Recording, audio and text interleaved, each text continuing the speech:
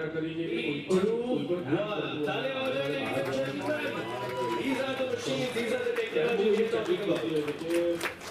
કેવી રીતે સાચવીએ, કેટલું સાચવીએ, કોઈ જગ્યાએ ઉજાગર હોય, કોઈ જગ્યાએ ટ્રાયલ કરતા કરતા સુવાનું હોય,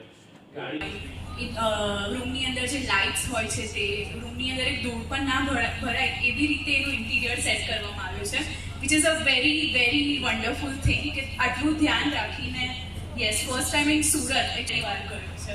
let's have a big round of applause for that first. Thank you so much કોઈને કંઈ પ્રોબ્લેમ ના આવે. સેફ્ટીના પેરામીટર્સમાં ઓફકોર્સ કે આપણે વાત કરી દીધી કે એમાં પણ તેઓ નંબર 1 છે. 3 અલગ અલગ એમણે એમના સેક્શન કરવી પડતી હોય તો કદાચ એનું ઇન્ફેક્શન બીજા કોઈને ના લાગે એના માટેનું અલગ સેન્ટર છે, એસ્થેટિક્સ માટેનું અલગ સેન્ટર છે ને એમાં પણ પાછા 2 અલગ અલગ ડિપાર્ટમેન્ટ છે. અને આઈ નો મતલબ પર્સનલી અને મને એ ખબર છે કે કેટલો ભાગતો દોડતો રહેતો હોય છે. એક જ દિવસમાં બેની પ્રોફાઇલમાં એક સ્ટારની પ્રોફાઇલમાં ઇટ ઇઝ વેરી ઇમ્પોર્ટન્ટ કે એ હંમેશા ફ્રેશ રહે, એના લુક્સમાં ફ્રેશ રહે.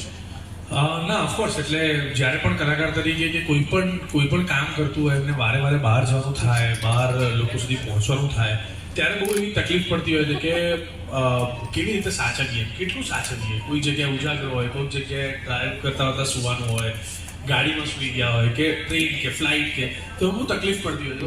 મારા માટે તો ટ્રીટમેન્ટ આખો ડરાવનો વિષય હોય છે કે આ ટ્રીટમેન્ટ શું એવું તો કશું થયું જ નથી તો ટ્રીટમેન્ટ નહીં લેવાની એમ. પણ ટ્રીટમેન્ટ એટલા માટે લેવાની કે એની એક કેર છે, એની એક કન્સર્ન છે કે અત્યારે જે બગડ્યું છે કદાચ સ્કીન કે ટોનમાં એ ખબર નથી પડતી પણ જ્યારે તમે ટ્રીટમેન્ટ સુધી પહોંચો ત્યારે તમને આઈડિયા આવે છે કે આટલું ડેમેજ થઈ ચૂક્યું છે કે બહુ પરફેક્ટ ક્લિનિક છે ફોર ઓલ ધ ટ્રીટમેન્ટ્સ અને જે એસ્થેટિક્સ રીતે ડિઝાઇન થયા છે ઓવરઓલ ધ એટમોસ્ફિયર એટલું પોઝિટિવ છે કે તમને આમ ટ્રીટમેન્ટ કરાવતા કરતા તમારી ટ્રીટમેન્ટને માણી શકો, એન્જોય કરી શકો અને જરાય એક્સ્ટ્રા પેઇન નથી જે ટ્રીટમેન્ટને લાગે.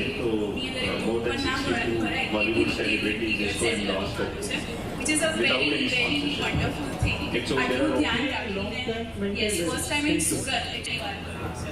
Let's have a big round of applause for that.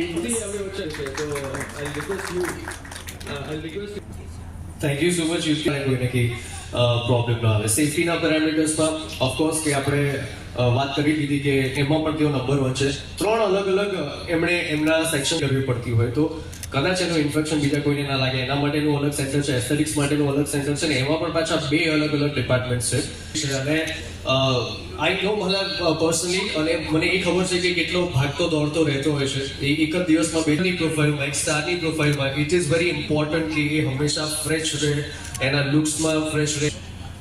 ના ઓફકોર્સ એટલે જ્યારે પણ કલાકાર તરીકે કે કોઈ પણ કામ કરતું હોય એમને વારે વારે બહાર જવાનું થાય, બહાર લોકો સુધી પહોંચવાનું થાય ત્યારે બહુ એવી તકલીફ પડતી હોય છે કે કેવી રીતે સાચવીએ, કેટલું સાચવીએ, કોઈ જગ્યાએ ઉજાગર હોય, કોઈ જગ્યાએ ડ્રાઈવ કરતા કરતા સુવાનું હોય, ગાડીમાં સુઈ ગયા હોય કે ટ્રેન કે ફ્લાઇટ કે તો બહુ તકલીફ પડતી હોય છે.